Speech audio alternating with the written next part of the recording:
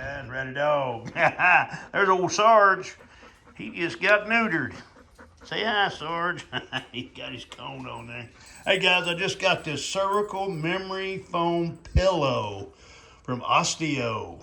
And this is how it comes.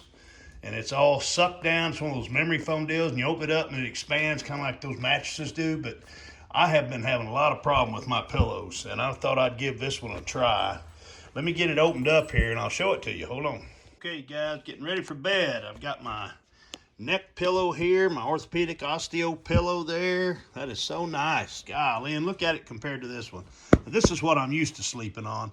And this thing mashes down and compacts, and I always get a wedge right here. You know what I mean? Right there where my shoulder and my head meet, and then I get a crook in my neck. This thing is going to be great because it supports your neck all night long. You've got a well here for your head to stay in, a kind of a divot right there. And this springs back. It also has places for your arm on both sides for your arms. Really nice. I'm going to try to lay down on it real quick here. See if I can do it while y'all are watching this. Hold on. I'm getting ready to go to bed, so... Oh yeah. Oh man, I can already tell that's gonna be great. That's gonna support my head all night long, and my neck. I'm not gonna have that collapsing of the pillow that I normally have right here. It always collapses right there, and then I'm doing this. That's gonna be great. All right, guys. I'll let y'all know how it is in the morning after I've had a night with it. All right. I'll be back. Y'all stay tuned. I'll let you know how it went.